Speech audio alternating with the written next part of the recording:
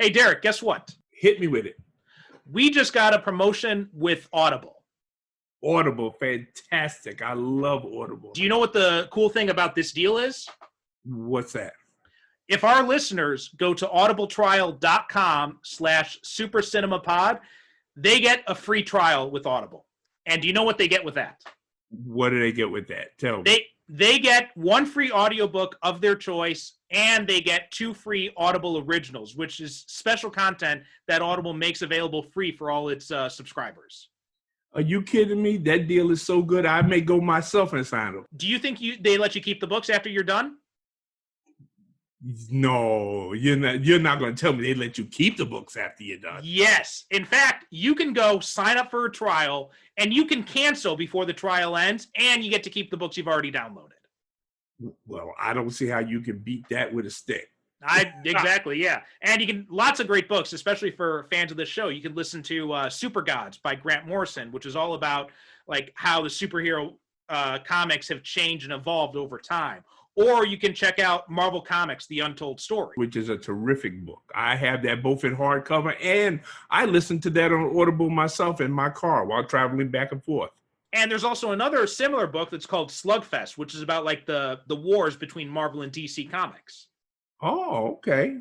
So that's another one you got to check out too. So yeah, head on over to audibletrial.com/supercinemapod and start your free trial right now. You get 1 free audiobook and 2 free Audible originals, and you can keep them even if you cancel before it's over.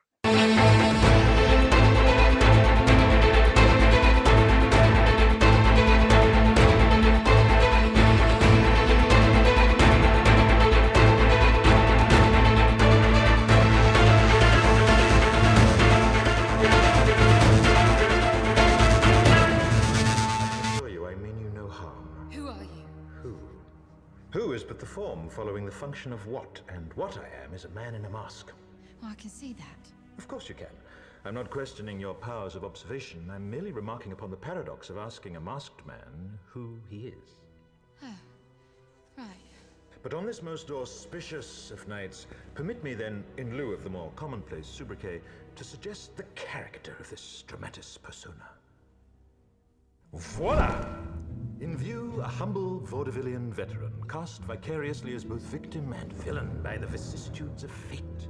This visage, no mere veneer of vanity, is a vestige of the vox populi, now vacant, vanished. However, this valorous visitation of a bygone vexation stands vivified, and has vowed to vanquish these venal and virulent vermin, vanguarding vice and vouchsafing the violently vicious and voracious violation of volition.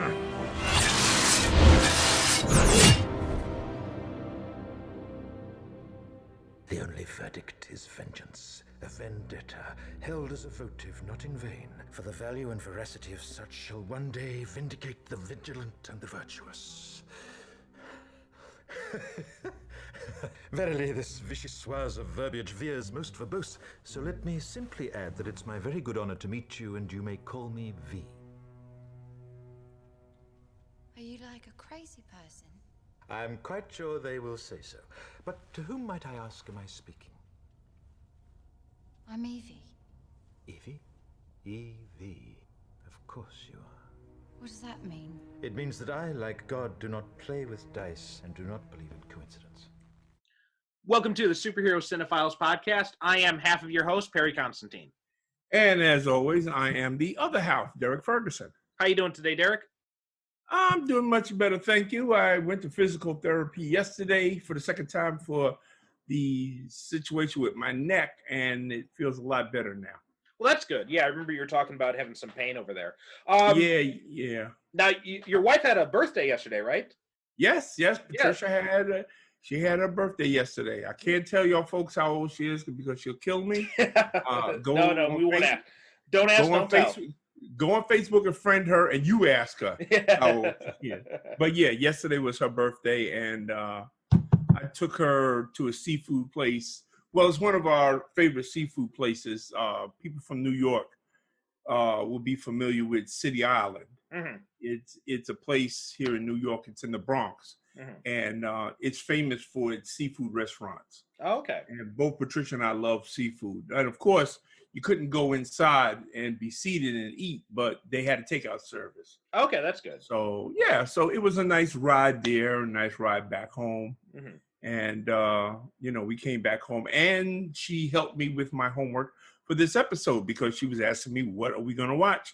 What are we going to talk about this week? And I said, well, a movie called V For Vendetta. She said, well, can we watch it? She said, oh, you want to watch it? She said, yeah. You never let me watch one of these movies with you. Let me see what it's about. I said, well, that's because it's superhero movies. You don't like superhero movies. Yeah. But here's the rub now. Mm. Even Patricia has heard about V For Vendetta, and she said, yeah, well, I heard that this isn't your typical superhero movie. Right. And as usual, my wife could not be more right. Mm-hmm. Yeah. Okay, well, happy birthday to Patricia. Like, I've actually never spoken to her personally, but we've kind of like spoken through each other via you on Facebook and that kind of stuff. Yeah. Look, quite a few of my friends she has gotten to know. Mm-hmm. Matter of fact, she became great friends the first time she met Van Plexico, of all people. Oh, really? Yeah. And when I saw Van, what was it? Was it last year when I went to Chicago? Yeah. My wife just kept asking, "Oh, Van's there. How's Van? How's Van doing? How's it?" So wait a minute, what the hell is this with you and Van? You're giving Van the side eye and stuff like that in Chicago. Yeah. So she loves that guy. She's always saying, "Oh, how's Van doing? Has Van published the book yet?" Well, wait a minute, you didn't ask me. Did I publish it? She's like, "Well, I don't care about you." Exactly. I live with you. You tell me anyway. Exactly. Yeah. But yeah, I see her posting like articles and stuff like that on your Facebook page all the time that I always get a kick out of. Like the different links and stuff that she posts over there. So yeah. Always get a kick out of those things. Yeah. She's, like I said, she gets to know my friends better than I do, which okay. It's a good thing I'm a reasonable man. Yeah. That's enough for me. I don't have to worry about that too much because my fiance, she doesn't really speak English, so I don't got anything to worry about then. Speaking of your fiance, how is she feeling? How is the pregnancy progressing? It's going well. We should be finding out if it's going to be a boy or a girl later this month, actually. Okay. Fingers crossed, unless the baby's shy and covers its naughty bits up. Move your head, damn it. Yeah. But yeah, we should be finding out later this month if we're gonna be having a boy or a girl. So what are you shy about? Yeah. Turn this way. Although because of coronavirus, I actually can't go in with her for the ultrasounds now. Oh wow. Yeah. But they do a nice thing where they record it for us and they put it on a USB drive and they let us take the USB drive. Oh.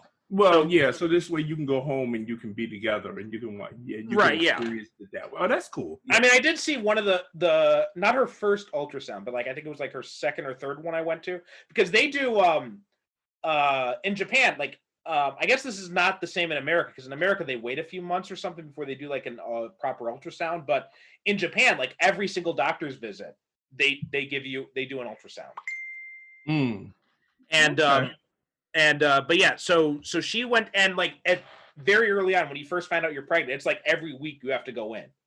Really? Yeah. And after that it drops down to like every month towards like the end of the first trimester. So just like speaking of Japan culture, I was really surprised. I read something you put on there today on Facebook, somewhere on Facebook today, but you said that fax machines are still used all over the place there. Yeah. No fooling. Oh no, everyone, it's funny. When I came over here, everyone's like, "Oh, you're in Japan. It must be like living in the future." I'm like, they still use goddamn fax machines here. Wow. Yeah. Like Japan has done such a good job of making an image for itself to the outside world that is completely incongruous with reality.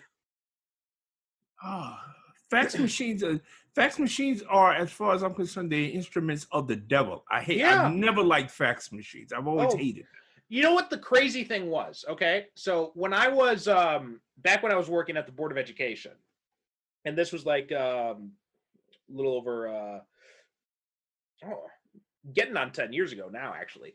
But when I worked there, like every the teachers would send me their lesson plans, right? Because I was co-teaching with the Japanese English teachers, so they'd send me their lesson plans, and even if they emailed me, they still had to fax them in. Why? I don't know. It's insane. But everything had to be faxed. See, that would have driven me crazy right there. I hate that. I don't know what it. And for some reason, I can never get fax machines to work for me. They would not. They just simply would not work for me. I have no idea why. I remember in the 90s, because my dad was a real estate agent, so he did a lot of work from home. So he had a fax machine. And when I worked at when I was in college, I worked at a real estate office, like working the front desk and stuff. And so yeah, I had to deal with fax machines a lot, and they were such a pain in the ass. Every single time there was something going wrong with it. Always something going on with them. Yeah, things. yeah. Oh, God. And Patricia insisted that we have one, and I said, "Why? Why do we need one? We're not doctors or lawyers, anything like that." Well, everybody has a fax machine. No, they don't. No. But she insisted we had one, so. And I hated that thing. God. And when you said that Japan of all places, that's the last place in the world I said to myself, wait a minute, don't they have implants by now where they can just beam thoughts into? No. Japan is actually. So here's the thing: like Japan got very the whole idea about Japan's technological superiority really came out of like the 80s and 90s, and that's where a lot of it happened. And they pioneered cell phones in a big way, right? But you know what the thing is, like, if you're talking about like home computers or that kind of stuff, like most people in Japan did not get on the internet until they were able to come out with internet-enabled phones. Because they didn't have computers in their homes. Really? Yeah. Because everyone does all their work at the office. Like that's the work culture of Japan. It's like you have to physically be in the office. Oh, okay. Whereas here in America, we are constantly trying to figure out ways of working from home. Right, yeah. But it's like, even if you have no work to do, you're expected to stay in the office. Right. And that's just the culture. Like when I worked at the Board of Education, like every Monday, I didn't have classes, right? But I still had to go into the Board of Education and sit at my desk from 8:30 until 4:00. Every single Monday. I had to go in there, sit at my desk, even though I had nothing to do. Not a goddamn thing in the world to do, but I had to be there and sitting at my desk from 8:30 to 4.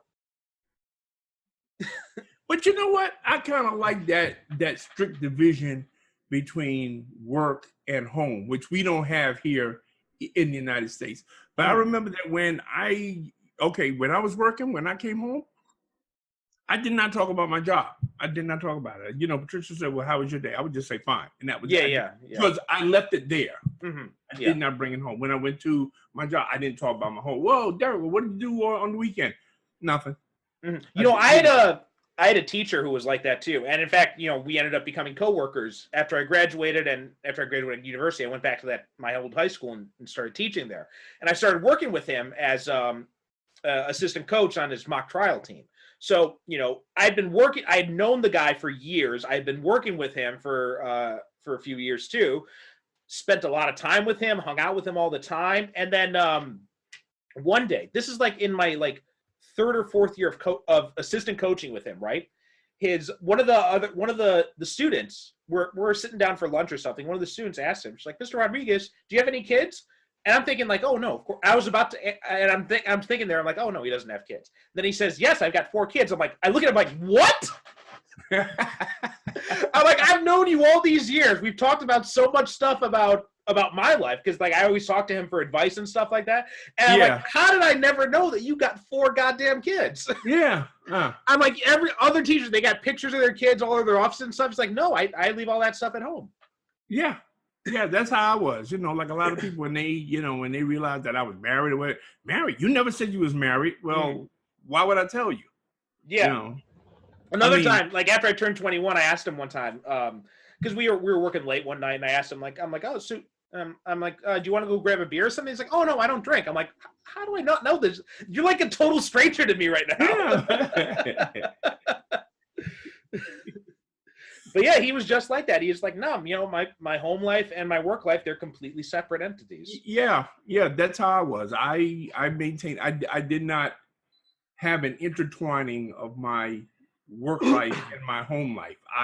Matter of fact, I worked hard at keeping them separate. Mm-hmm. Yeah, I do some of that to an extent now. Like I don't really talk about Kotano or the baby or anything like that with people at work unless they specifically ask me. Like if someone asks me, like how's she doing or something like that, then I'll say something. But I don't offer up any information like that. Yeah. Well, well, that was me. I mean, I wasn't antisocial. If somebody asked me something, yeah, I would tell them. But yeah, right. I was not the type to like offer information. Right. So you weren't you weren't like Ron Swanson. No, I wasn't like that. And that's carried across on the internet too, because occasionally I will get email, from somebody saying, "Oh, well, I would probably buy one of your books if I knew more about you. You don't say anything. You don't go into any personal details about your life and on Facebook." I said, "Well, no, that's not what it's for." Right. Yeah. At least as far as I'm concerned, I don't know you. Yeah. Why do you need to know all of this personal stuff about me in order to buy one of my books? Exactly. Yeah. That doesn't make any sense to me. Yeah. No. You just want to be nosy. You just want to be nosy. That's yeah. All right. So, all that out of the way, today we're talking about V for Vendetta, which I felt this was a really timely movie given everything that's been happening in America lately. And, watching it, because I watched it 2 nights ago because we had to move our recording date. But watching it, I'm just like, it was kind of stunning, like how relevant it actually is. Yeah, I watched it twice. Usually, when we get ready for these things, I have to watch, the movie again because I haven't seen it for a while, and I definitely hadn't seen V for Vendetta. It's been so long since I've seen it, I had actually forgotten that Natalie Portman was in it. Oh, really? When I saw Natalie Portman, I said, "Holy shit, Natalie Portman's in this movie!" Mm-hmm. Which showed that the Thor movies was not her first rodeo as far as superhero movies go. No, this was her introduction into the genre. Yeah, and even then, I kind of hesitate to call this a superhero movie. This is more in. Let me see, because I was watching one of his movies the other night because watching V for Vendetta inspired me to watch a couple of movies by Costa Gavras. Okay. Who is he's a Greek director and he was known for his politically themed movies such as Missing and Z. Oh, okay. And I was thinking that V for Vendetta is more like something that he would have made with John Frankenheimer. This is more in the vein of a political thriller, rather than a straight up superhero movie. I mean, it is a superhero movie, but the themes behind it, the political subplots elevated to, this is its own thing. So wait, that was Z, and what was the other one you said? Missing. Okay, I was looking them up now, so I just wanted to make a note to look these up later. Yeah.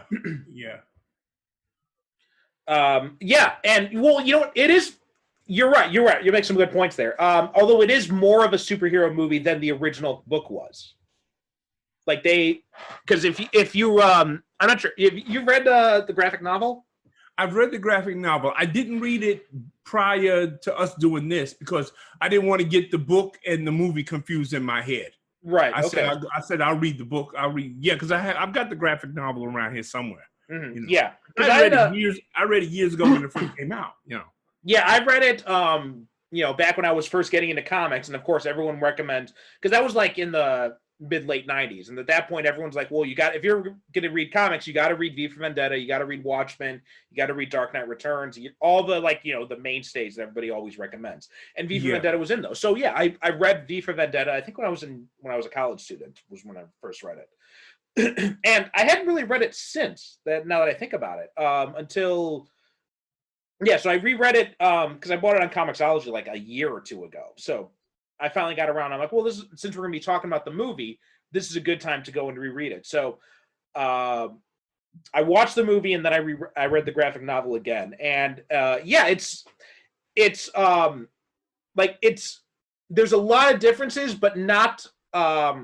You know what? It's interesting because when we were talking about Watchmen, the Watchmen movie, Right. there were that was very similar in like elements of the book, right? Like, you know, they show the scenes are all there, they're all in the correct order. Everything is basically just like almost in some places almost like a shot for shot remake, like Gus Van Sant's Psycho, right?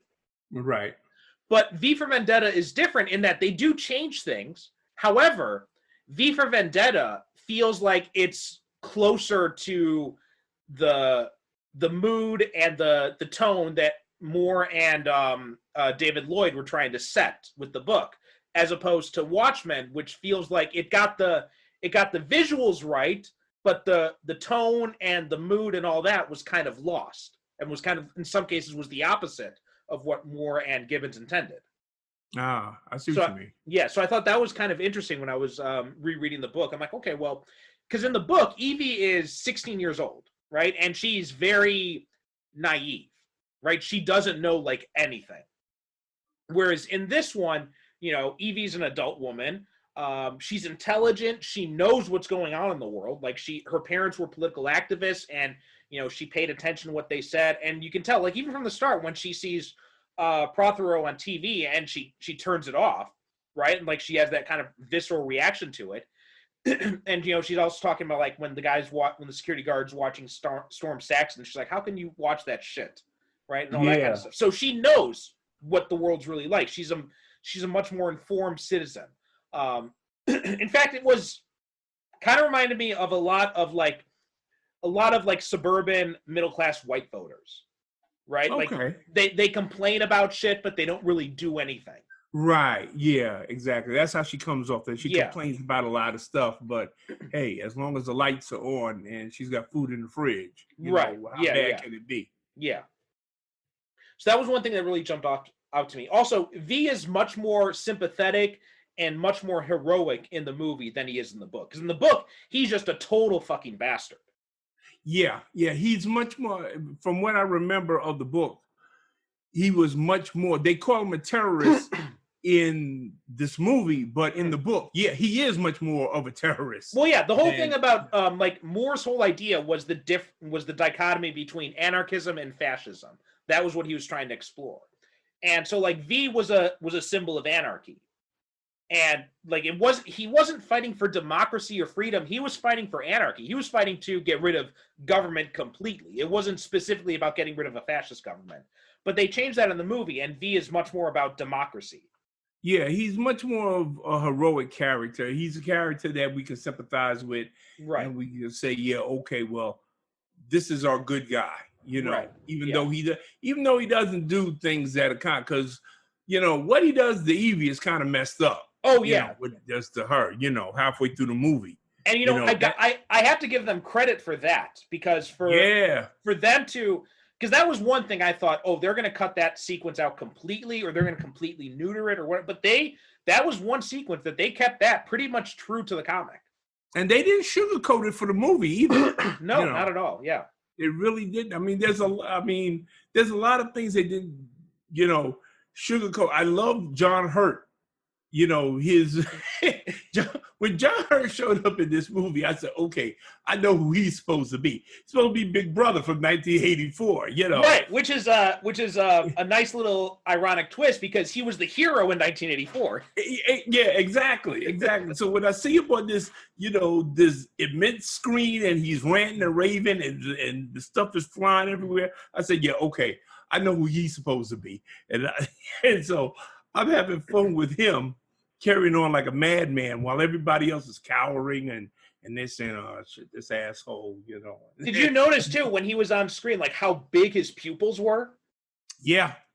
So apparently, like I was looking at that, I'm like, why are his pupils so goddamn dilated? What the hell's going on? Like he went to the eye doctor or something. Well, I read so then I looked up online, and apparently they did that intentionally, to like the idea that he's like hopped up on methamphetamines. Oh, okay. Yeah. Cool. I And can see, yeah. and that I was can and see also that. like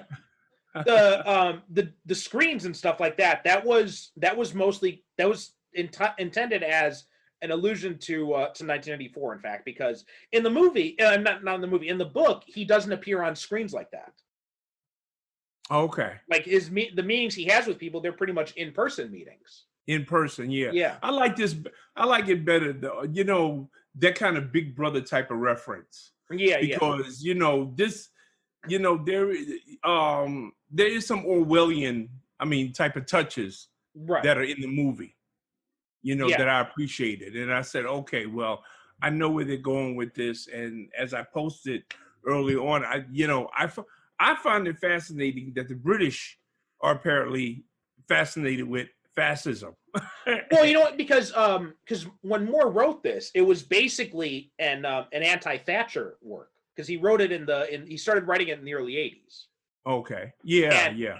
And in fact, if you read the at least the copy of the graphic novel I've got, his introduction was written in 1988, and he talks about how the Tories are talking about trying to stamp out homosexuality and all that. So gay rights was actually a really big theme in the book, because that was really what was kind of a trigger for Moore, was how anti-gay the Thatcher administration was, and talking about and the whole idea of these concentration camps they have in the movie and in the book. It came from this idea that the Tories actually floated of putting people infected with AIDS into camps, which fortunately that never happened, but that was something they were actually thinking about doing. And this was in 1988. He's like, I'm afraid to think of where this country's going. I think I might have to leave in a few years. And like you could kind of feel like his fear on the page back in 1988 when he wrote that. And in the course of the movie, they do make reference several times to characters that have tried to leave the country or wanted to leave the country, but they couldn't. Right. For one reason or another, they couldn't leave. And and when you were talking about the AIDS and putting people in concentration camps, that brings me to the character played by Stephen Fry, who is one of my favorite characters that's in the movie, who is a gay talk show host who is in the closet. Right, Gordon. And there's a great scene where Evie has come to his house. She's escaped from V, and she comes to his house, for sanctuary, and he takes her down into his basement. And we see this American flag that's been co-joined with a swastika. Yeah, and the American flag and the British flag, and because that was apparently a reappropriated World War II slogan about America and Britain teaming up to fight fascism in Germany. And I can't remember the exact quote, but it was like "We the willing, or something like that, whatever it was. Something like that, yeah. And they intentionally changed it and added the swastika there to say that like America and Britain, they used to be the fighters of fascism, and now they are the proponents of fascism. Yeah. But it's a powerful image. It is, and it's all the more chilling when you watch it now, because this movie came out in 2005. So this was about mostly about the Bush administration and the war in Iraq and the Patriot Act and all that kind of stuff. And also the Britain's acquiescence to America, because Tony Blair was basically like W's little puppy dog. He would do anything W wanted. And so a lot of that comes out of that era. But now you think about it and you watch it today, and it's so much more chilling, because you've got a fascist in America with Trump, and you got another fascist in the UK with Boris Johnson, and it's even more frightening when you see like how far we've come. And like people are actually, people like there's this whole narrative about like this redemption narrative for George W. Bush these days about how here he is sharing candy with Michelle Obama, and here he is painting these awful pictures of dogs, and here he is at John Lewis's funeral, and there's been kind of whitewashing of like the terrible shit he had done. Well, as I've always maintained many times, and I keep on saying this, people in this country have disgustingly short memories. Yeah. Somebody will be a total shit in January, but by December, we're ready to elect him king. Yeah. Because we forget.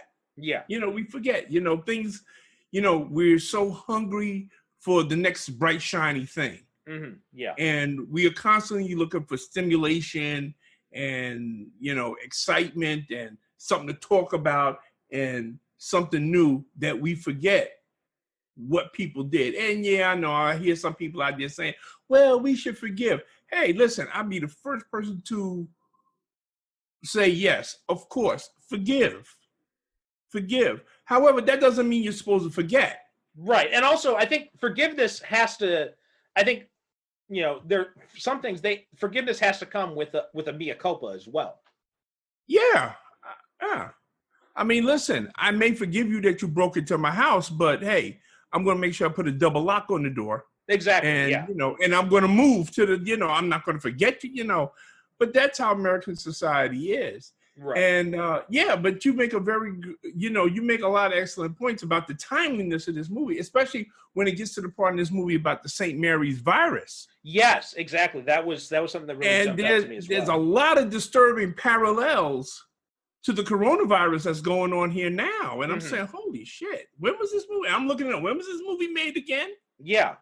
And there's a great part in there where Stephen Rea, who plays the police inspector who's trying to hunt down V, he's talking to his partner and he locks the office door and he's got this scrambler set up so he can't be eavesdropped on. And he says to them, he said, listen, I got to ask you a question and you got to give me a straight answer. And the guy said, yeah. He said, well, and he shows him the chain of evidence that he has. And he said, if you find out your government really did something like this, would you really want to know? Yeah.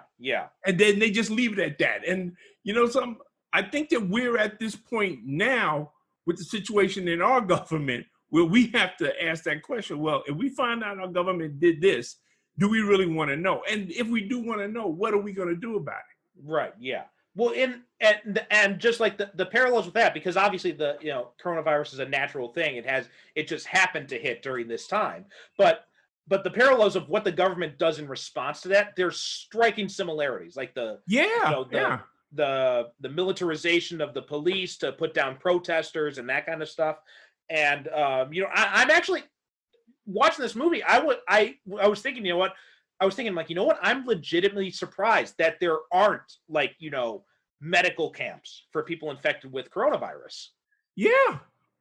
And I guess that's probably just because the virus is so widespread and the government's just trying to deny it even exists, as opposed to weaponizing it for the government we have is so incompetent now that they're not even thinking on that level, which I think that in a way, it's bad, but in a way it's kind of good, because in this movie, this government that's in the movie, they're not incompetent. No, yeah. These cats know what they're doing and they know how to do it. I've always said the real danger I've always been telling people, the real danger of Trump is not, what Trump's fascism will do. Like, that's bad enough. But the real danger is what someone who comes after him will do. Yeah. Because, there are competent fascists in the Republican Party who are looking at Trump and they're taking notes. Tom Cotton he basically, he published a Bible, basically, a manifesto on the New York Times, basically saying what he wants to do. So, if you get someone like Tom Cotton into office, then shit's going to get really bad. See, he's efficient. Yeah. He's efficient. He's not like Trump. And he was in the military, too, so he knows how to do shit. And he's not stupid. He's not a stupid man. So, yeah. So, if he ever gets into a position where he can run shit, yeah, we're in a lot of trouble. Well, even when Bloomberg was running for president, I wrote a piece on Medium saying, Bloomberg is a big danger too, because he had shown that he had some fascist tendencies when he was mayor of New York during the whole Occupy Wall Street thing, and the fact that he switches ideology so easily, right? Like, he was a Republican back then, and very racist Republican at that, and then all of a sudden he's a Democrat, and you're just you're looking at him and yeah, okay, someone who can switch, who is that fluid with their ideology and has those fascist tendencies, they're dangerous. Oh, absolutely. Yeah. Somebody who, dude, pick a side of the fence to stand on. Yeah. I drew the line at Bloomberg. I had always said, I'll vote like I was a Bernie Sanders supporter. I liked Elizabeth Warren too, and they were my top two choices.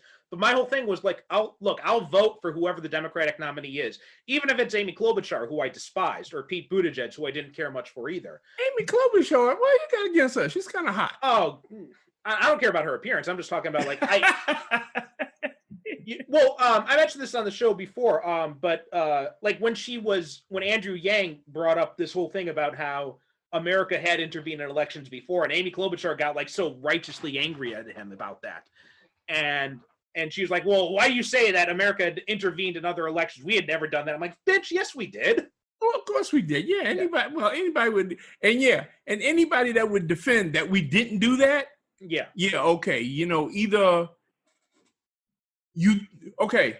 Here's the best way I can put it: either you stupid or you think I am. Yeah, exactly. Yeah. It's just that simple. Either Plus, you're like, stupid or you think I am. Plus, all the allegations about how she treated her staff terribly, and then you add on to that, like, just the worst personality. Like, I've never seen someone try so hard to be funny who is so terrible at it.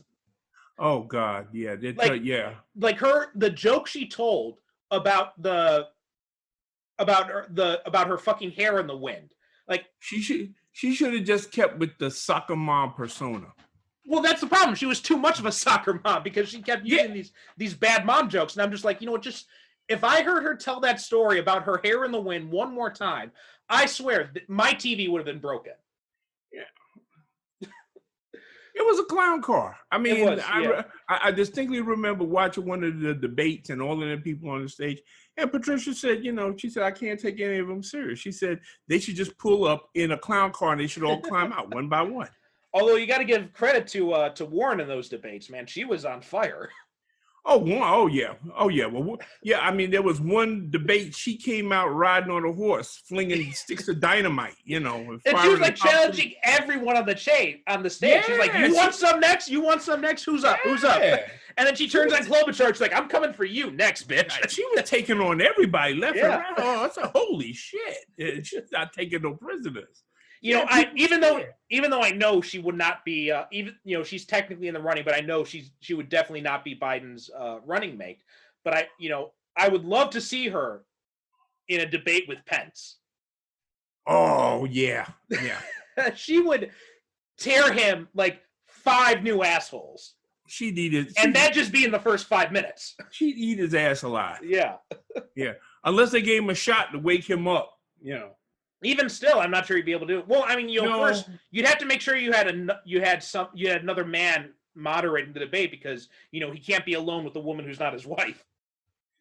No, please don't even get me started on that. And before people start thinking that they have inordinately started listening to an episode of Meet the Press, I suppose we should get back to the movie that we're supposed to be talking. But the point I was making, though, is that I would have voted. What is this, MSNBC? Yeah. The point I was making, though, is I would have voted for any of the Democrats in that primary, even Klobuchar. But Bloomberg was where I drew the line. I'm like, if Bloomberg's the nominee, I would not vote for him. And that's because these things, like I said, like he's basically a proto-fascist, and I would be scared of what he would do with the power of the presidency, because unlike Trump, he's competent. But I think it says something about the strength of this movie, and that, see how we went off onto a political discussion, a heartfelt political discussion? Yeah.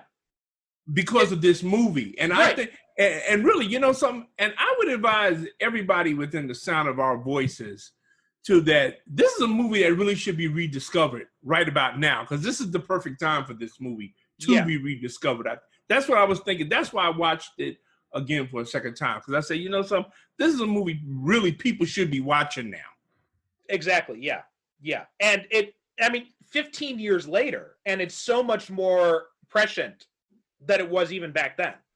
Yeah, it resonates a lot more with what is going on today, because you look at it and you see elements of things that are happening in our lives right now, and you were saying, wow, okay, they were on to something. Apparently, they had their finger on the pulse of something. They couldn't exactly see what was going to go on, but these are things that, and it only goes to show you that if you pay attention, because you have writers that 15, 20 years later, people will say, well, how did you know that was going to happen? And apparently, these guys, the guy that wrote this, I think it was the Wachowskis who did The Matrix. They wrote this. Double checking here. The screenplay. Yeah, they wrote the screenplay. Yeah. Now who would have figured that? But then again, they are brilliant filmmakers. And no, I'm not talking about The Matrix. I'm talking about Speed Racer. And, and of course, taken from the graphic novel written by Alan Moore, there's a lot more going on with this than just, it's a movie where the supervillain is society. It's the government. Yeah. It's Big Brother. It's all of the institutions that are supposed to take care of us and supposed to work for our well-being. Instead, they turn to our oppression. Well, that's a good point you mentioned about the villain being society itself. And it's because if you remember in the movie, right, like Sutler, the John Hurt character, he's taken out easily. Yeah. Right. At the end of the day, he's not as, individually, he's not much of a threat. And you compare that to something like, you remember that Christian Bale movie in the early 2000s, Equilibrium? Sure. One of my favorite movies. Yeah. It's a great movie. But remember, they had the Big Brother character and Christian Bale. They had that, they had that gunfight at the end. Right. So in that, it was like, it was about, you got to take out this specific person. But the movie makes the point of like, and the book does this in an even better way, because in the book, even after he's named, he's Adam Susan in the original book, actually. They changed his name to Sutler because it sounded like Hitler. But in the book, he's a very timid man, and like ends up being like kind of broke, and he ends up dying very easily. Like V is not involved in his assassination at all. But even still, like the Norse Fire government is still there, and there are still people within the government who are still conspiring on how to keep power and how to hold on to things. Right. So like the book actually posits it as this is just the first chapter in a long fight. So it's not like the movie, where the movie does have this happy ending where you see like, okay, well, the chancellor's gone, so the people have risen up, so now things are going to change. But the book says, no, this is just getting started. Well, we're not really sure what's going to happen afterwards because, you have the chancellor is dead. What's that guy, Creedy, the head of the secret police? He's dead. Okay. And there's a little bit of hope because you have the soldiers.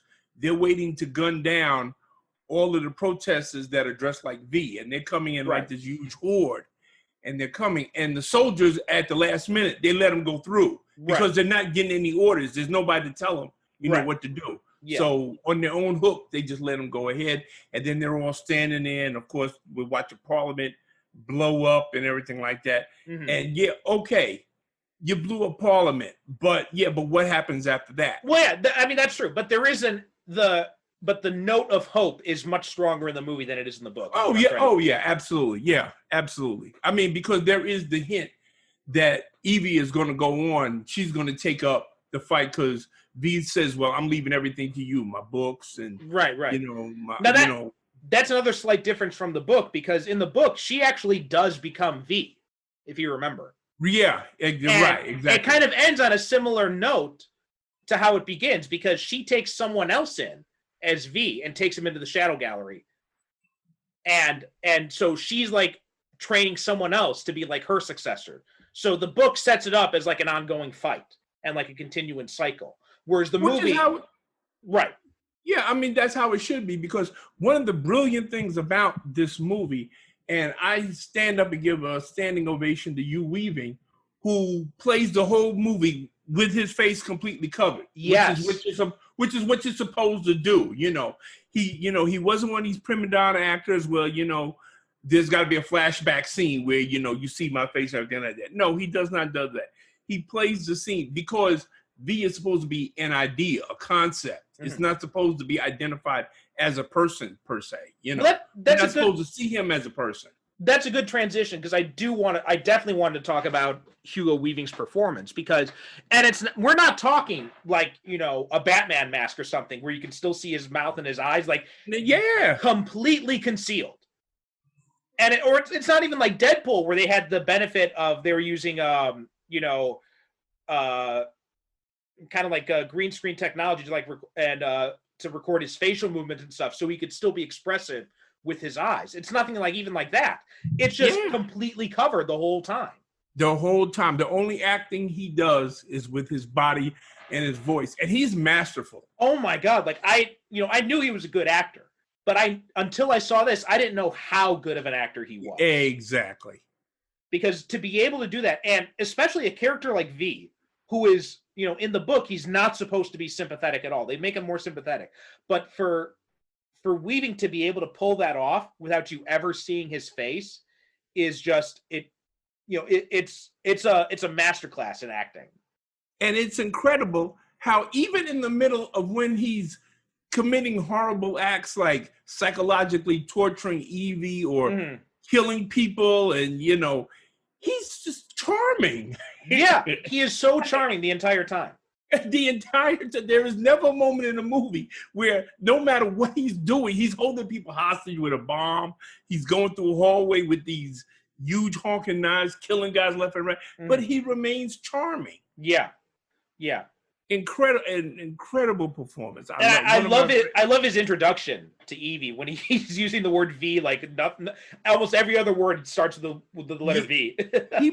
He must use at least, I would say, a good 30 to 40 words, all beginning with the letter V. I didn't know there were that many words that started with the letter V.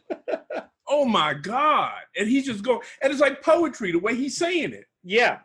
And he's saying it in a way, okay, that it's the scripted lines, but he's coming on as if he's making this up off the top of his head. Yeah. Which makes it even more impressive. And he's charming the socks off of her while he's doing this, because he holds out his hand like he's escorting her to the ball, and she gets up and she's like, oh my God, he's wonderful. Also, so the introduction, I just looked it up because I remember reading on the IMDb trivia. The number of V words he uses, it's the total number of V's is 55. The total number of words that start with V is 48. Wow. Yeah. I believe it. Like I said, it had to be somewhere. Like I said, I would have said between 30 or 40, because it is staggering the amount of work, and to use them in sentences that make sense. Yeah. He's not just rambling. It's dialogue that makes sense. Also, credit to the Wachowskis here, because I don't believe that speech was in the original. Because I just reread it and I did not recall reading that speech. Well, whoever wrote it. So I think the Wachowskis were the ones who wrote that introduction, which is, I don't even want to know how long it took them to write that, to look up all those words. No. I have no idea how long it took them to write that, but thank God they did, because it's one of the best introductions to the character that I could think of. Yeah, I'm just picturing the Wachowskis sitting there with, surrounded by dictionaries and thesauruses, flipping through pages furiously. Oh, damn it, I found one more. Wait a minute, hold on. We gotta put this in. This is a good one. Vouchsafed. Okay, that's a good one. We gotta get that in there somewhere. Oh, man. Yeah, but it's a wonderful introduction, because we get so much. We've already seen him beat up a couple of guys, so we know that he can fight. Right, and he's even charming when he does that. Like when he's talking to the one finger men, and he's like, "Well, what does that mean?" And repeats the spare the rod line to them. Yeah, he's charming when he does that, and now he gets a chance to display his intelligence, his verbal skills. For this young lady, this young damsel in distress that he's just saved, which ties in later on when we see him watching the Count of Monte Cristo, and he's like a little kid. He's got a sword and he's in front of the TV. Yeah. And he's copying what the guy is doing on there. And Evie comes in, she says, "What the hell are you doing?" And right,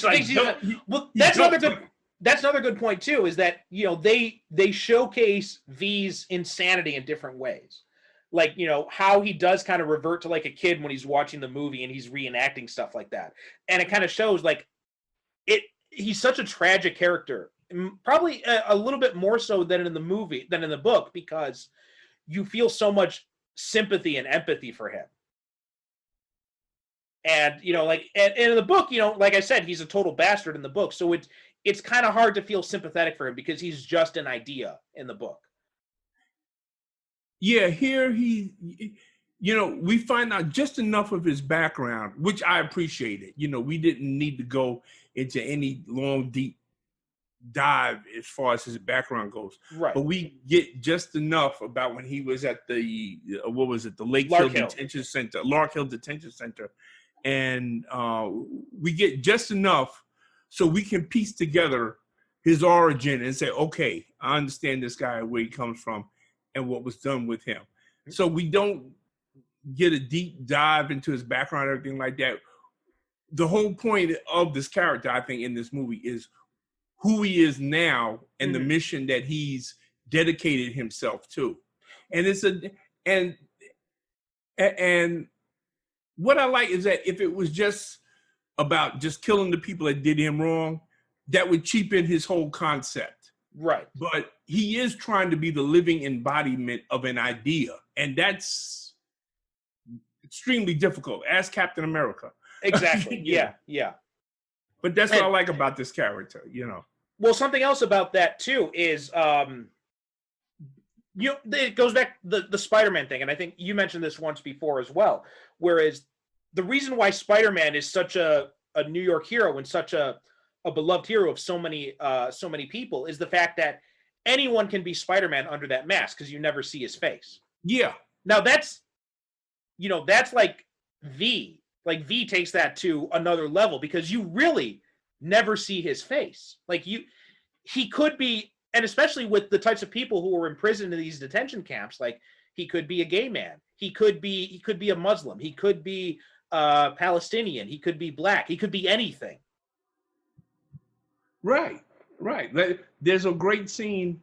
Well, there's a great line. Well, in a great scene where Dietrich, after he's taken Evie and he's showing her the stuff that's in his basement and everything like that.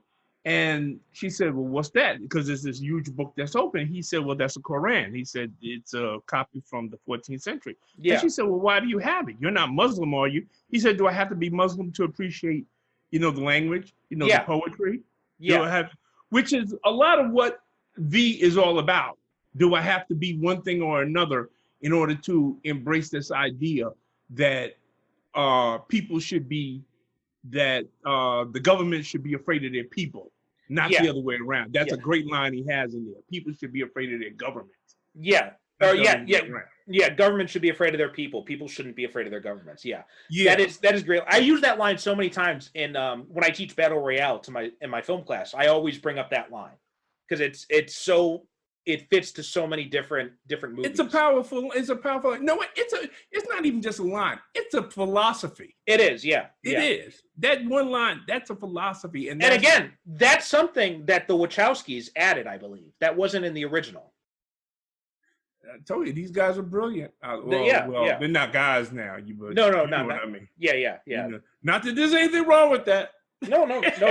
Totally fine with that. But they're women, they're ladies now. So so I'd say guys is you guys know what I mean. I use guys interchangeably. Like so do I. But you know, and I really wish I didn't have to throw that disclaimer out there. But I know there's going to be somebody that's out there that's going to be saying, "Oh, how dare he? I'm offended that he didn't acknowledge that they, So that's why I threw it out there. But no, I use guys as a same thing with dude. Like dude is a gender neutral term for me. Yeah. You know, I don't get hung up on stuff like that. But that's a good point. That's a good point that what you make. And the movie kind of like hammers it home at the end of the movie. They really didn't have to do that when with all of the people that are dressed like V, they're watching Parliament blow up and they all take off the V masks. And it's all people who have died. All people who have been killed by the North Fire government. Yeah. Yeah, it's everybody that's died all through the movie. You know, we got the point. Everybody is V. V is everybody. We are all V. You know, you don't have, and then you have Natalie Portman. She says it again. Yeah. You know, okay, we get the point. You don't have to beat us over the head with it. That is really like my only quibble in otherwise a movie that I really don't have a quibble with. And I was actually surprised. And once again, I got to go back, and I know people get tired of me saying this, but one of the good things about me and you doing this together is that I get to watch these movies all over again. Yeah. I had completely, like I said, I completely forgot Natalie Portman was in this movie. Mm-hmm. I had forgotten how good Hugo Weaving is. I had forgotten how good Stephen Rea is. John Hurt, Mm-hmm. you know, the guy that plays Stephen Creed, Fry. Tim Pigott-Smith.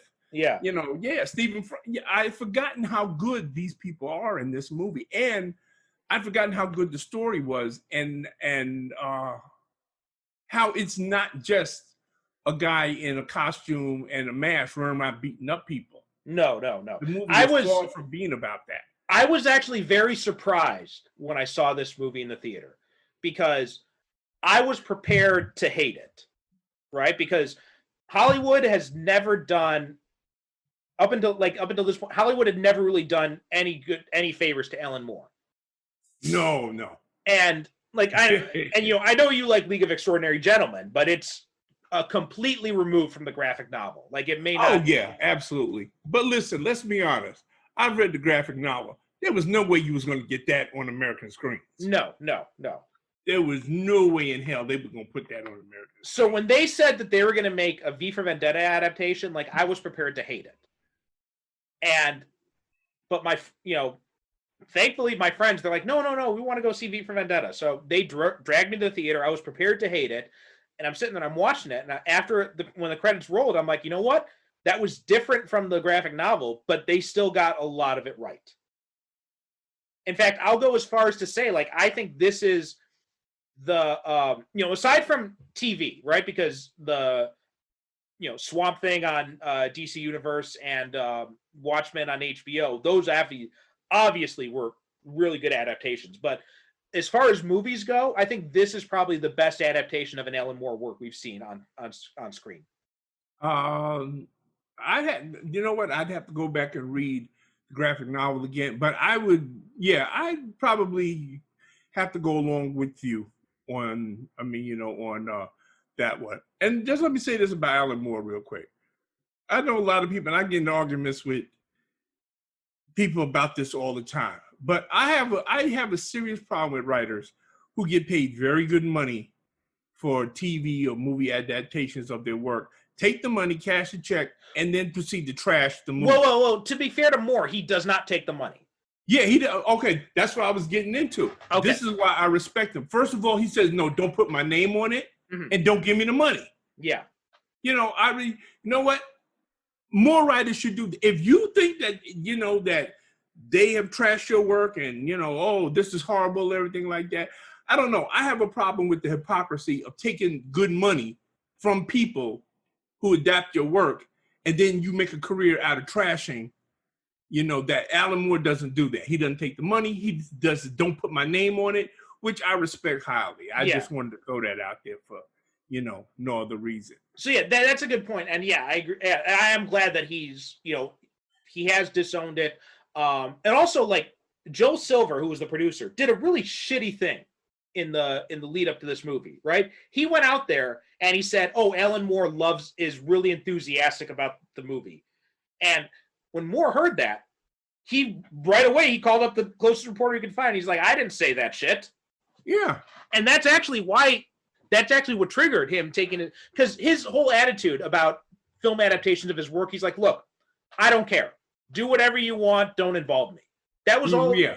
And that was the only thing he said. And then Joe Silver goes to a reporter. He says, "Oh, well, Alan Moore is really enthusiastic about the movie." And, like a Hollywood guy making bullshit up without thinking of the consequences. And Moore hears that. He's like, "I didn't fucking say that shit. You better take my name off that." Yeah, good for him. Yeah. Good for him. Although, let me say this. Not speaking for Alan Moore, I don't know the man. I wish I did. But going by this and the Watchmen TV series, I personally think that he would be proud to have his name on this, because this is a very good movie. Mm-hmm. Period. This is a very good movie. This is not a kid's movie. This is not one of these movies. And I'm positive that people drugged their kids to this, like they took them to Watchmen. Oh, because it was people in costume, and they said, "What the hell is this shit?"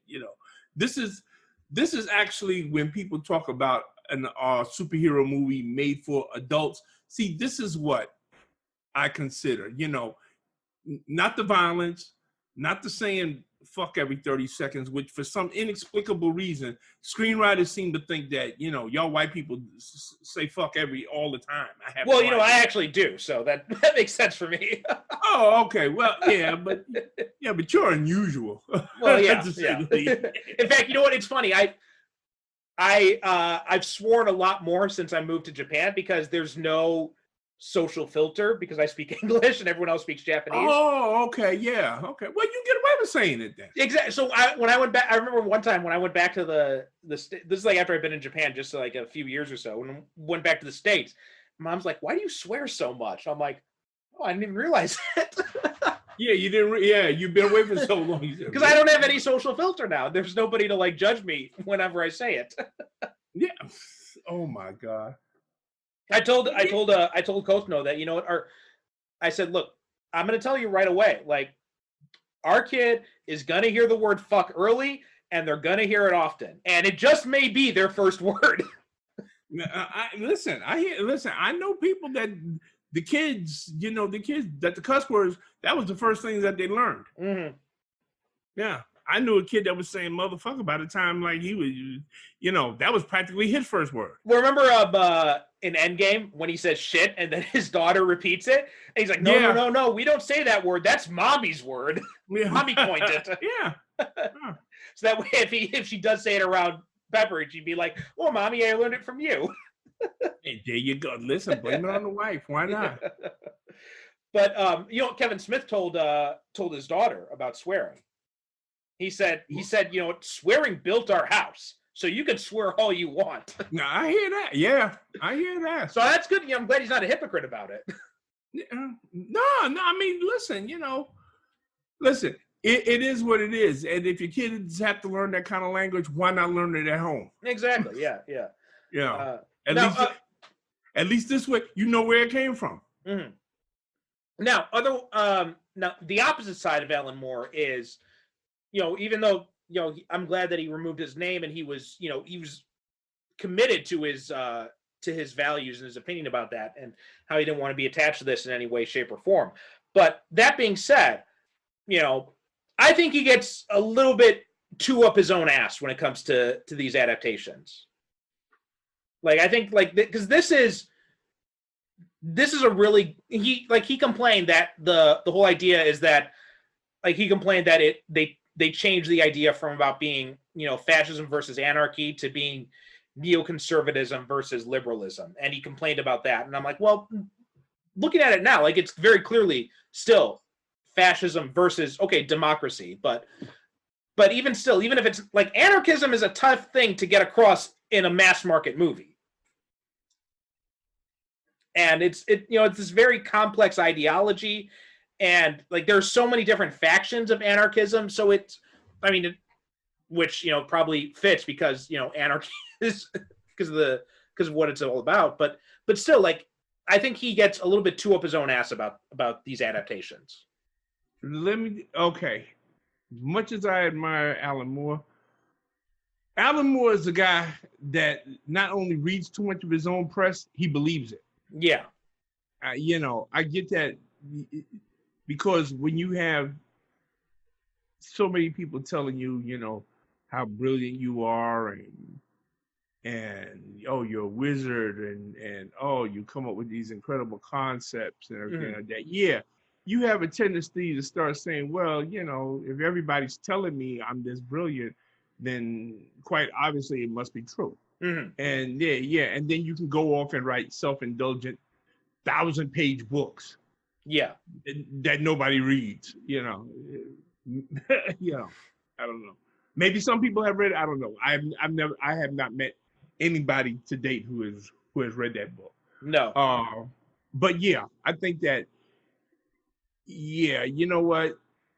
If I ever met him, I would probably say, something, Alan, you really should learn to relax a little bit. Yeah. It's what, dude? It's not that deep. Yeah. At the end of the day, once the rubber meets the road and we remove all of the, the trappings and all the accoutrements and everything that goes along with your career, at the end of the day, you're still sitting down and making up stories. Right. Like the thing that always gets me about him is how he's come out in such a harsh way, is like condemning superheroes. I'm like, well, dude, you wouldn't have a career if it wasn't for superheroes. Yeah, well, exactly. See, this is what I'm saying. I don't hold much with people that build their careers on a genre or some, how can I put it? Whatever phase of their career that they built that career on. Yeah. And then they turn around and say, well, how much they hate it. Well, if you hated it so much, why did you get involved in it in the first place? That's like Michael Jordan coming out and saying, you know what, basketball sucks. Yeah. I hate basketball. I can't stand basketball. I wish I'd never picked up a basketball. And people look at him like, what are you talking about? This is what built your fortune. This is what enables you to live the lifestyle that you do. How can you say you hate it? Also, something else too, and like because I know everyone's always about Moore's rights as a creator and how he got screwed out of the Watchmen rights and all that.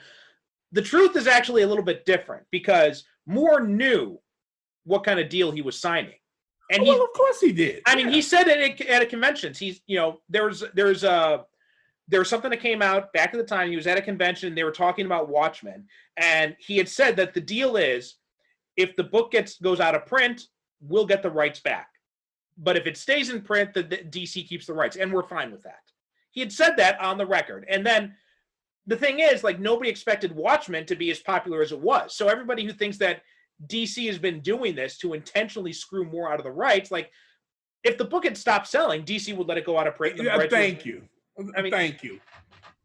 And plus, that was a better deal than any other creator at that time was getting.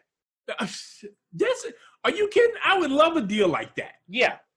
Wait a minute. You mean as long as my books keep selling, you're going to keep publishing them? Yeah. You're going to keep publishing it? Yeah. Shit. I would give people money every month to go out and buy 50 copies. And it's not like Moore wants the rights so that he can do more Watchmen stories or anything like that. He wants the rights so he can kill it. Yeah. I mean, he doesn't want the book in print anymore. That's the thing. Because he hates that his career has been defined by it. So if he ever got the rights back, first thing he would do is shove it in a drawer and never open it again. And okay. As far as Alan Moore, one other thing I would say. The thing about him also too is that he's created this whole mythology around him, mm-hmm. that I personally think has sustained him through those dry spells when he wasn't, quote unquote, Alan Moore, and and he wasn't as hot as he was, but he's got this whole mythology that he's created around himself and that his fans have created around him too, mm-hmm. that sustains him. So he's got that going for him as well. And yeah, you know what?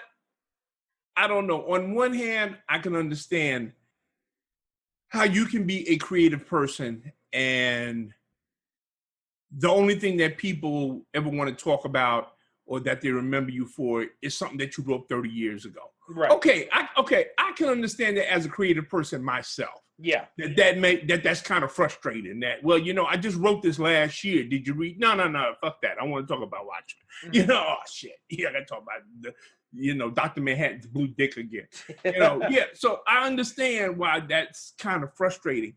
At the same time, though, isn't it better to be known for one thing and revered for that one thing than not to be known for anything at all? Right.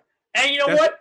If I was wait, hold on. That's a question I want you to answer. No, I agree with you. I'm completely with you. And yeah, I agree. I would much rather be known for one thing than not be known for anything. Because I've read a lot of different book series. And, I, in a way, not to the same level, obviously, but most people only know me from the Luther Cross stuff.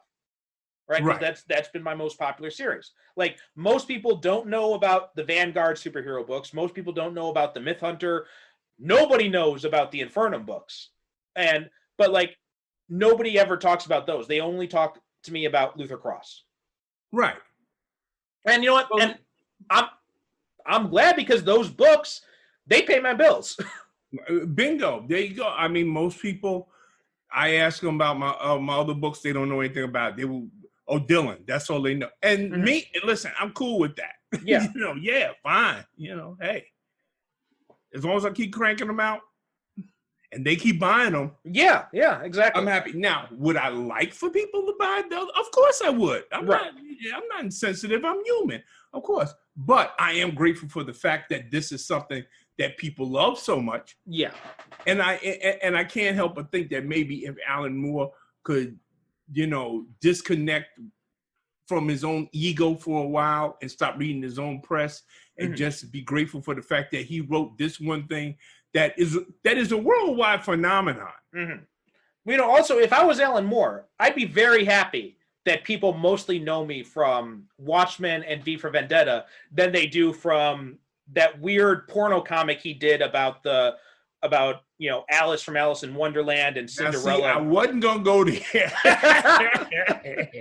See, I wasn't gonna go there. But now that you've opened that door, counselor. Yeah, you know what? I have no idea. Okay, sometimes writers will do things, and I will read it or I will hear about it, and I will say, okay, who do they think is going to be interested in this? Who was in your, or did you just write it just because you say, you know what, I really don't care if anybody reads it. I just want to do it. And sometimes I wonder if they're just like, I'm going to write this, like the Frank Miller All-Star Batman thing, where it's like, I'm going to write this so bad just to see how people will react to it. Yeah. Sometimes I get that impression too, because, okay, for instance, if I could talk about myself for a minute. One of the things that always irritates me is that people talk about, well, when I read a book, I need to have characters that I like. And I said, well, I'm going to write a book where every single character is a horrible person. Well, that was American Psycho. Yeah. Because like in the movie, at least you have you got the secretary, but she's not in the book. Like in the book, everybody's a piece of shit. Yeah. So I wrote a book where everybody was a horrible person. And, it turned out that a lot of people who have read that book, they say, oh, that's their favorite thing. Oh, that's the best thing you've ever written. Was that Diamondback? No, Frankenstein. Oh, okay. Although it could be Diamondback too, because Diamondback is the same thing. A lot of awful people in that book. There's not a redeemable character in the whole. Everybody's a shit. Yeah, and that was a good book too, by the way. Yeah, you know what? You don't need likable characters to write a good book. So right. So I'm just agreeing with you that I wonder sometimes if writers just say, something, I'm just going to write this just to see if anybody buys this. Yeah, and of course he's in a financial situation where he can do that. But I mean, he went through a lot of work on that porno thing with, what was it? It was Alice in Wonderland and Dorothy from Oz, a grown-up Dorothy. That's right, yeah, and I think it was Cinderella. Maybe it was Belle from Beauty and the Beast. I can't remember exactly, but some fairy tale characters. But yeah, it was like a trio of them. Yeah, I know it was a lot of sex. Yeah. And like it was funny because then he writes this thing about childhood fairy tale characters having sex with each other, and then he complained about DC doing before Watchmen, and he was saying like, well, this is not true to the spirit of the characters. You had Cinderella and Alice in Wonderland eating each other up, for fuck's sake. Yeah, you're writing you're not just writing fan fiction, you're writing pornographic fan fiction. What are you talking about? Well, I mean, I remember, and this is what I said at the time. He's like, I don't see anybody going back and rewriting Moby Dick or doing a sequel to Moby Dick. And my response to that was, well, yeah, that's because you haven't figured out a way for someone to rape a whale. That's why. And as a matter of fact, Philip Jose Farmer did write a sequel to Moby Dick. Oh, really? I didn't know that. Yeah, The Wind Whales of Ishmael. Oh, okay. Yeah. But yeah, it's just like the arrogance, because he's someone who always takes other people's characters and twists them and puts them in different situations that obviously the original writer never intended for. Oh, but then he gets pissed when someone does it to his stuff. Like, it's just that the hypocrisy just annoys the shit out of me. Yeah, and see, that's what turns me off from a lot of writers, more included. I don't appreciate, the, be what you are and do what you want, but don't be a hypocrite. Right. Yeah. About it. If you're going to take other characters and you're going to do whatever you want with it, then you know what? You got to be open to people doing that to your characters as well. Right. I mean, like he has, and let's give the man credit. He has done a lot of good work with a lot of characters. Like yes, he is. His Superman work was amazing. He made Wildcats relevant. Like Wildcats was basically just Jim Lee telling the stories that he could no longer tell with the X-Men. And then he turned it into something, meaningful in just a short run. I mean, he took, Supreme. Rob Liefeld's Supreme character was just like it was basically Superman if he was an asshole. That was the whole concept behind Supreme. And then he took it and he turned it into a love letter to the Silver Age Superman. And he'd done all these things. He turned these characters around. But for him to then get pissed off when people do it to his characters is just that sort of annoys me. Yeah. I mean, you got to be. You got to be open. Right. You got to be open. I mean, when the Dylan book came out, The Odd Jobs, and I was telling my wife about it, and she said, "Oh, well, you're letting other people, write these?" I said, "Yeah." She said, "Well, how do you feel about that?" I said, "Listen, I've already given them permission to do it. I guess I just got to deal with it." Yeah. And that's it. If I didn't want them to do it, then I should have told them, "Nah, don't do it." Right. Yeah. And that's how I feel about that whole thing. If people are taking characters, that don't belong to them, and they do all of these things without any thought of what the creator might have had in mind for them, then I guess you got to be open when the same happens to you. Exactly. Yeah. And also just one final thing on Alan Moore. Like, let's be frank here. There are creators who have been screwed. Jack Kirby got fucked. Siegel and Schuster got fucked. Bill Finger got fucked. Alan Moore did not get fucked. No. Like that's just, and I mean, he could still be getting all the royalties he wants from this stuff, but he's turned it down. So when people bring him up in the same breath as like Kirby and Siegel and Schuster and Bill Finger, like it's not even. I hate when people. Yeah, I hate when people do that. I said no. It's you can't even compare the same thing. It's like trying to compare Mars and Uranus. Exactly. Yeah. It's two different. I mean, Kirby. He just happened to be born in a time when screwing over comic book art. That was the thing to do. Right. That's if Kirby was working today, he'd be a multimillionaire. Right. Yeah. But back then, that wouldn't happen. Yeah, but Moore, he turned all that shit down. Exactly. He's a grown man that turned it down. So I don't want to hear. Yeah, but you always have these people, and I don't understand how they do it. And then when you question them on, okay, well, what about this? Well, I didn't know about that. Well, then why are you talking about something you don't know about? Yeah. Keep your mouth shut until, you sit in front of a computer 27 hours a day anyway. Go research what you're talking about and then come back to me, and then we can have a meaningful conversation about it. I think we should probably title this episode V for Venting. Yeah, right? Wouldn't that be cool? I was just thinking about that. We've been going off on Alan Moore's poor Alan Moore. It's not like he listens to this anyway. No, but listen, I like Alan Moore. I do. I like his work. I read articles about him and I chortle. I am sufficiently amused by his, but it's just that I don't worship at his feet like a lot of people do. I know. Yeah. But the man puts his pants on one leg at a time, just like me. Well, I don't know. He's into that wizard shit, so who knows how many legs he's got hidden around. Yeah, well, hey, like I said, mythology. Yeah, about mythology. But listen, the man is extraordinarily talented.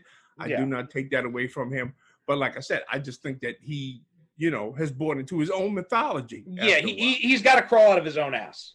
Yeah, he's created this whole mythology for himself.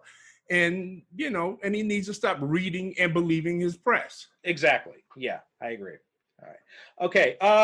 Let's see. I want to talk a little bit about Natalie Portman in this movie, because her, like I mentioned earlier, she's pretty different from how she's portrayed in the book. Like in the book, she's much more naive. She doesn't know anything about the world. Also, Gordon too is very different in the book. Like he's actually kind of he's kind to Evie, but he's kind of like a scumbag type of character as far as like how he makes his money and everything. And he's not gay, obviously. They end up being lovers. So there's, but I do like what they did with Gordon in here. I like him a lot better in the movie than I did in the book. Okay. And but yeah, what did you think of Natalie Portman? You know what? Natalie Portman is the weirdest chick because I watch her in movies, and either she would be in a movie and I will absolutely love what she does, or I look at her and I say, "What the hell is she doing in this movie?" Like Black Swan, to this day, if I ever meet her, I'm going to drag her in the alley. I'm going to beat her up. You didn't like Black Swan? Please, the less said about that nonsense, the better. I liked her in the Thor movies, as we talked about, because I think that by that time she had learned how to work with special effects, which she hadn't learned in the Star Wars movies. Because when she worked in the prequel trilogy, to me, she was walking around like, how the hell did I get into this? And where's my agent? And like I said before, like when we talked about Thor, like I blame George Lucas for that because he just didn't want to work with actors. But in this movie, I found myself amazingly enough enjoying her a lot, her character, because she's a point of view character. Yeah. And I like, once we got to the spot where she started talking about her parents and their background and how they became, she had me sold. Because she wasn't acting like the typical, first of all, when the guys try to rape her and she fights back right away. Yeah. Only to back off when she finds out that they're these dreaded fingermen. Yeah. And she's like, oh shit, I done fucked up, because, but she was ready to fight up until then. And then when V shows up and he rescues her, I love how they didn't do this thing where she's screaming, "Who are you? Stay away from me." Yeah. She has a conversation with him. Right, she says, well, who are you? Quite reasonably. Well, who are you? She listens to him and he says, and she said, well, the guy did rescue me and, he could have killed me if he wanted to. And they go up to the roof and they watch the Old Bailey blow up, and it's really charming how she's working with this actor whose face she can't see. So there's a lot that's on her too, because she's got to register emotions that she's hearing in his voice, but she's not seeing on his face. Right, exactly. It's a good performance from her in that,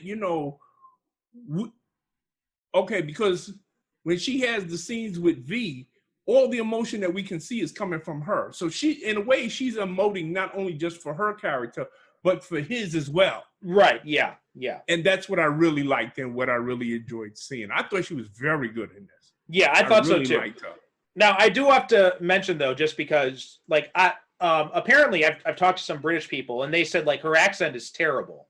Well, it comes and goes. Yeah. I personally didn't really notice. I don't really notice that much, unless the accent is really, really bad. I don't really notice. Like Storm in X-Men. I'm glad you said that, because you know what? People say that all the time, and I said, really? Did you? I really don't pay that much attention. Yeah. To accents, but people say that, oh, I hated his accent. Well, what was wrong with it? Oh, you didn't hear that? No, I didn't hear anything. Yeah. And, and I'm someone who grew up, my father was British, so I grew up listening to a British accent all my life, but I didn't notice anything weird about her accent. I just didn't really, it just didn't hit me at all. No, it's toward, because there's a couple of scenes where it does sound like she's attempting a British accent, but most of the time she sounds like a regular, it's an American voice to me. It doesn't sound British. Okay. So, but like I said, that kind of thing really doesn't register with me. Like people what's one movie that people complain about that? They complain about Kevin Costner all the time in Robin Hood, Prince of Thieves. Oh, right. Yeah. That. I never noticed a thing. I said, what accent? Well, because he doesn't do an accent. That's what they're complaining about. Yeah.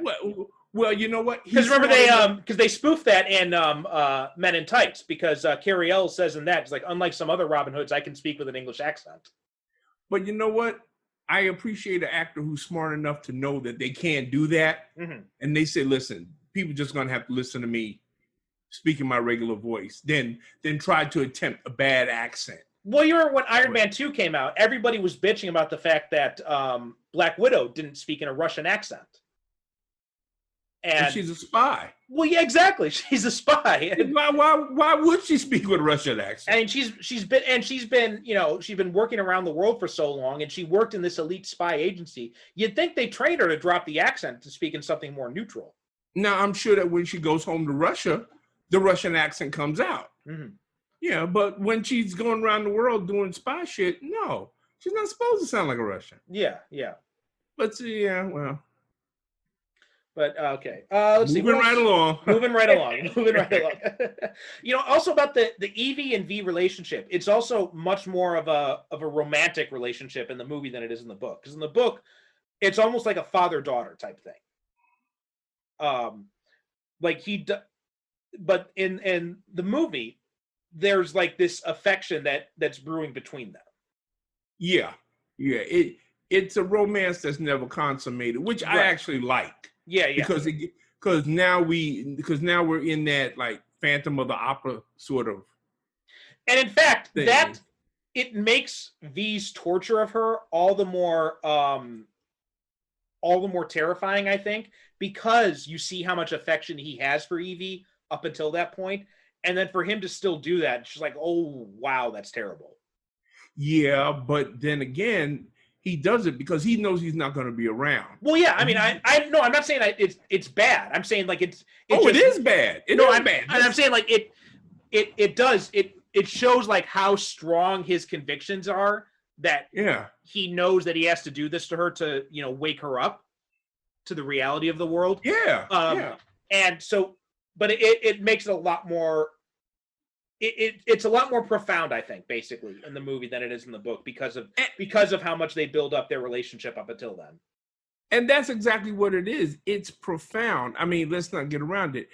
It's bad, what he does. But, and this goes back to what I always talk about when I talk about motivation and everything like that. If you can make me understand why a character is doing something, I'll go along with it. I understood why he was doing it. Yeah.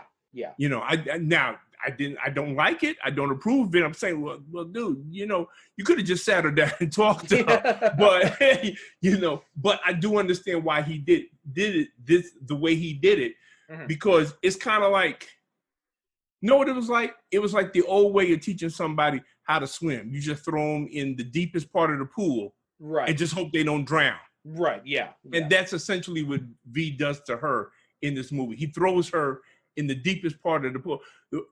Not only the deepest part of the pool, but the ones he's already put sharks in it as well. It just hopes that her mind is strong enough that she won't break. And she didn't. As a matter of fact, she came out of it, stronger. Right. Yeah. And I'm so glad that they didn't hold back on that scene. Like they portray it pretty much exactly as it's portrayed in the book. Like they don't hold back on the torture that she goes through. They don't hold back on and it's just and also like her reactions when she's reading Valerie's story, or again, credit to Portman. Like she really feels, you get the sense that she's really feeling that emotional as she reads it, and especially at the end when she kisses the letter. Yeah, like that. It's a really moving part of the movie, like one of the strongest parts of the movie, I think. Yeah, because I mean. And it seemingly comes out of left field, but then later on, when V is explaining why he did that, then it all comes full circle, and you say, "Oh shit!" Especially when he tells her, like, "I didn't write it." Yeah, right. Yeah, like, exactly. Right. Because up until that point, because like when she finds out it was V the whole time, and up until that point, she thinks that he wrote that letter and that it was all part of waking her up. But then she finds out, no, this is what he experienced too. Yeah, exactly. Well, that's why they did that thing where when he takes her up to the roof and, you know, she goes out and it's raining and it's lightning and thunder. And then they intercut that with the scenes when the facility he was in when it blew up. Right, yeah. And he's got the fire all around him. Right, and that was a nice contrast, right? Like him being Right. reborn with fire, her being reborn with water. Right, exactly. So, yeah, it was a nice little way to illustrate the fact that he put her through the same emotional catharsis that he did in order to wake her up. It, you know, like I said, that's something you don't expect to find in, you know, like a superhero movie. You know, that's something you really don't expect to find. Something that little chunk of emotionalism right in the middle of all the killing and the mayhem and the political stuff and, you know. Something all else that too, other like stuff they were getting. you know, the fact that he has to die in order for this new world to be born. That kind of as I was watching it, I was thinking back to you remember Serenity, the movie that was the conclusion to Firefly? Sure. The operative, right? When he's talking about building a better world. Yeah. And Mal's like, how many people have to die so that you can live in your better world? And he says, you know, just, you know, very matter of factly, he's like, I'm not going to live there. I don't belong there.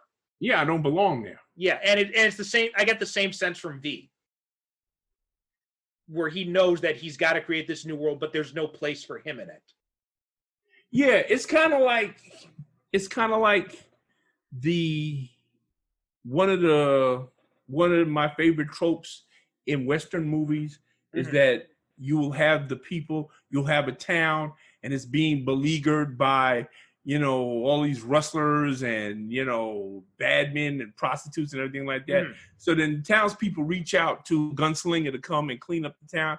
And he cleans up the town and he kills all of the prostitutes and the gamblers and the gunslingers and everything like that until he's the only one left alive. And once that's done, then the people say, okay, well, thanks a lot, Conley, now get the hell out. Yeah, exactly. You know, it's that kind of thing that you need this type of person to make a better world. But once he's made that better world, it doesn't need him anymore. Right. Yeah. Yeah. That, you know, in one way that's kind of messed up, but in another kind of way that's kind of noble, actually, when you willingly know that you're going to create a better world that you have no part of. Right. Well, it's the same thing in like, you know, I'm thinking about movies that like you think of Shane, where, you know, he ends and the boy's telling him, you know, it's like, well, why do you have to leave? And he says, look, this is who I am. I'm a killer. That there's no way I can break free of that. So I can't be around you people then. Right. And and same thing also with you know, remember Seven Samurai too. At the end when the young samurai and the farmer's daughter, and they have this tryst, but then at the end, like, she looks at it, she sees him, and then she just runs away from him and she goes back to farming, and he realizes like there's no place for him in her world. So that was the kind of feeling I got as well. Sad. It is very sad. It is. And it's very sad. But let me ask you something. Why do you think that this is something that we see reoccurring in heroic fiction? The hero creating a world that he has no place in. Why does he do that? I think it's because it adds an element of tragedy to it. Right? And it makes the hero seem a little bit more heroic, because he's, you know, then that there's no question that he is absolutely not fighting for himself. That he is fighting for other people. You know, I think it's a form of a heroic sacrifice, basically. Yeah. So I think that's probably where it comes from. Cool. Thank you. All right. Anything else to talk about with V for Vendetta? I think I've pretty much exhausted myself on it. How about you? I would just like to say that the visuals, I love the visuals of this movie, especially during the fight scenes. Oh, yes. It's not just, there's a terrific part where Creedy says, oh, well, we got all of these guns and all you got is your karate tricks and, you know, your knives. And V says, yeah, well, that's all I need. And by the time this shit is over, I won't have my hands around your neck. And then he proceeds to take out, like, what? It must be at least about 20 guys. You know, it's a terrific fight. All of the fight scenes in this are very good. Yeah. I like the choreography of the fight scenes. I like the I like the look of the movie because it's one of those movies where you can't pin down what year it's taking place in. Mm-hmm. You know, Yeah. I like movies like this where it doesn't ID. You never see like a date. Nobody ever mentions a date. Well, they do, but so you can. They mention like the date of like the St. Mary's thing. Yeah, and so like you can actually like determine what the date is from that. But yeah, they don't make a big deal about it though. Yeah, they don't make a big deal about it. What else? There was something else I wanted to mention. No, I think that was it. I like I love the choreography. I like the set design. I like the production in this. This was not a cheap movie. No. You know. And we got to give credit to the director in that. Got to name him because even though the Wachowskis produced it and they wrote it, but it was actually directed by James McTeague, and I believe this was his first movie. And based on this, I'm gonna find other movies that he's did because this is if this is his first movie, my hats is off to him because this is excellent. This is his first movie, although from what I'm looking at with his credits, doesn't look like his follow-ups were all that great because he did Ninja Assassin, which was like a low-budget action movie, and I've seen that. And he did that one. He did that, and he also did The Raven with John Cusack, which was apparently wildly condemned. I saw that. That wasn't half bad. Oh, okay. I haven't seen it. I just heard about it. I just saw if that's the one I'm thinking of where he plays Edgar Allan Poe and he gets caught up in like this murder mystery. Yes, yeah, that's the one. Yeah, that wasn't half bad. Yeah, it's worth checking out. Okay, I'll have to check that out then. Ninja Assassin, and Ninja Assassin not so much. And he also did some episodes of Sense8, the TV show that the Wachowskis did on Netflix, and he did some episodes of season 2 of Marco Polo. He also did another looks like a low budget action movie called Survivor, which Pierce Brosnan was in it. It was a British American action spy thriller. Never heard of it. Never heard of it either. But it was looks like it was direct to video in the US, so that's why. But Milla Jovovich was in that too. And so was Robert Forster was in it, so was Angela Bassett. Really? Yeah. That might be worth checking out, actually. Okay, yeah. It did get a lot of negative reviews. It holds on Rotten Tomatoes. It's got a approval rating of 8%. And then he also directed another one called Breaking In with Gabrielle Union. But that also received. It seems like outside of V for Vendetta, none of his stuff has really gotten any sort of good reviews. Wow, that's wild. Yeah. I don't know what happened there. Yeah. Well, listen. At least he's got one movie that he can point to and say, "I'm proud of that one." Exactly. That's one I got right. You know. Yeah. And anybody that can do that, yeah. Yeah. So at least he's got that under his belt. Although, it is. It's too bad because he shows a definite flair for directing in this, and I would hope he gets something that's got a bigger. You would think after directing this movie, because this movie was really popular, that he would have gotten something better. He would have been offered something more than just direct-to-video stuff. Yeah, listen, the movie business. Who can figure it out? That's why I'm glad I'm not involved in it. Well, with the Wachowskis coming back to the Matrix, maybe they should have him direct one of those. Yeah. As a matter of fact, I heard that Keanu Reeves, he's filming it now, right? Oh, really? I didn't hear about that. Yeah, they're going to do another Matrix movie. Speaking of Keanu Reeves, did you see the latest trailer for Bill and Ted? Yes, I did. I think that's actually coming out on iTunes soon. Yeah, it's called. Yeah, they're shipping that to all the various streaming services and stuff like that. I'm looking forward to show up hopefully on Amazon Prime or whatever. It'll show up on that. Yeah. So it's supposed to be coming out. It has a new release date. This actually just came out today. This article I'm looking at now. Okay, so it's going to be coming out. It's going to be in theaters where possible, while also being available on video on demand on August 28th. Oh, okay, cool. I'll be You looking know what? for it. I'm thinking in that they had to use makeup to make Keanu look like he had actually aged. Yeah, yeah. Because so no lie, he actually looks older in the trailer than he does in real life. Yeah. I remember people saying like, "Why does Keanu look so old?" That had to have been intentional because he does not look that old. Yeah, and I don't know if that's padding or whatever, but he looks like he's also gained weight for the role. Yeah, that might just be padding. I don't know, but it looks like he gained weight. Yeah. Because of course, I mean, he's supposed to be the middle-aged, suburban dad, I guess, going by the, But wow, he's also he's reportedly been in talks with Marvel several times, so which has led some people to think like, all right, so this is a complete digression. It's got nothing to do with V for Vendetta, but I just sprung to mind. If you could cast Keanu Reeves as anyone in the Marvel universe, who do you think you would cast him as? Adam Warlock. Oh, okay, I can see that. Adam Warlock. Yeah, I don't know who I'd cast him as, but there's been a lot of speculation that he might be up for Wolverine, which would be interesting.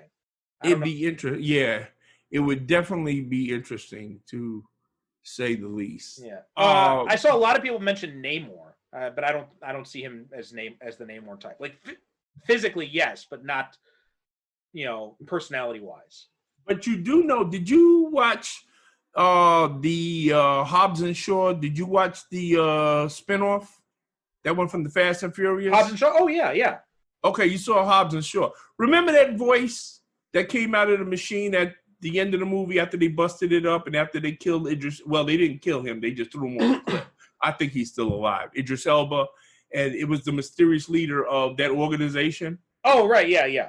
That's Keanu Reeves' voice. Oh, really? I didn't know that. Yeah. The speculation is that, he's going to join the franchise at some time. Yeah, that's right. Yeah, I did remember. You're right. I do remember hearing about that now. Yeah. Yeah. A lot of people tell me, get out of here. I said, yeah, look it up. I said, that's Keanu Reeves. Yeah. So, but yeah. All right. So that about does us for V for Vendetta. Like we said, it's different from the book, but I think we both agree that it's as far as movies go, it's the best adaptation of any of Alan Moore's stuff to date. And if you want a superhero movie that you can feel that you can watch it and you don't feel bad because you think you got to stay plugged into what's going on today, and watch this movie. Yeah, because it's so much.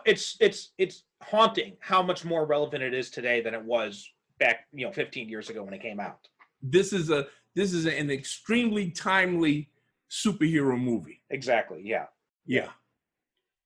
Okay, so that does it for this week. So what are we going to be watching next week? Because we're going back to your pick now.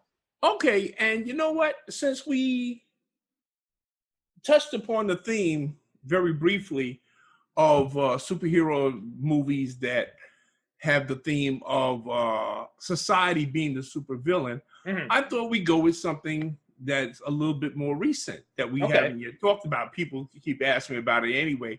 And we would talk about Joker. Oh, okay. This is really creepily timely because I teach a class about we watch English movies, right? And so I asked, and right now we're doing Social Network for as our current movie, but like in a few weeks but next month I asked the staff of the school, I'm like, what do you want? What movie do you think you want to do for next month? And she's like, well, let's do Joker next month. Wow. So yeah, did she give a reason why, or did she just No, she was just like, yeah. She's like, oh, you want? How about Jokers? I'm like, okay. Man, I didn't even ask why, but it was just, but yeah, it's just interesting how these two things connect. Yeah, but it occurred to me while we were talking about that in V for Vendetta, how it's a movie where the supervillain is society. In that movie Joker, in a lot of ways, yeah, society is the supervillain as well. Right. Yeah, you're right. Yeah. Okay, that's a good choice. All right, so join us next week where we'll be talking about Joker and going into that, because that was a movie that got a lot of mixed opinions about it, and I had highly controversial. I mean, there were people either loved it or completely despised it, and I'm just kind of like, it's okay. Yeah. But you know what? I'm old, so I don't get excited about much anyway. I'm like, well, it's a movie. I couldn't understand the, the vitriol Right. that this movie, because me, I just took it as an Elseworlds tale. Yeah. That's how it didn't have to conform strictly to the Batman legend as we know it, or the story of the Joker as we know it. Because right from the start, once I heard what it was about, I said, oh, well, this is an Elseworlds thing. Yeah. Well, in fact, it was actually supposed to be much more different because originally they had, because when the Waynes die at the end? Yeah. Apparently it was supposed to be the Joker who kills them. Yeah. And then he turns the gun and he kills Bruce Wayne too. That was the original idea behind it. Mm-hmm. So they were going to completely remove any question of ambiguity if this is connected to the DCAU or anything like that. Yeah, I mean, it was supposed to be incredible. I mean, at one point, Martin Scorsese actually was supposed to direct it. Right, yeah. I remember there's speculation that DiCaprio might play the Joker. Yeah, right. Leonardo DiCaprio was supposed to be playing Joker. Yeah, it went through a lot of permutations. Yeah. Because this was going to be like, they were determined that this was going to be a Joker movie that nobody had ever seen before. Right, and yeah. when we get into it, well, I'll just say for now that, yeah, I agree with them 100%. This is a movie that's totally unlike any iteration of the Joker that you've ever seen before. Yeah. Okay. All right. So join us next week. We'll be talking about Joker. Until then, you can go over to Facebook, join our group, Superhero Cinephiles, or find us on the web, superherocinephiles.com. You go there, leave us a review on whatever podcast platform you like, because the reviews, they help boost the show up in the rankings, help us find more listeners. They start showing it to more people. So we've also got a donate button on the webpage. So anything you can do to help us out, please do that. And but yeah, that does it for now, and we'll see you next time. Thank you very much for listening. Good night. God bless. Remember to continue to stay safe out there. Wash your hands, wear your mask, and maintain that social distancing. Thank you very much for listening. Thank you.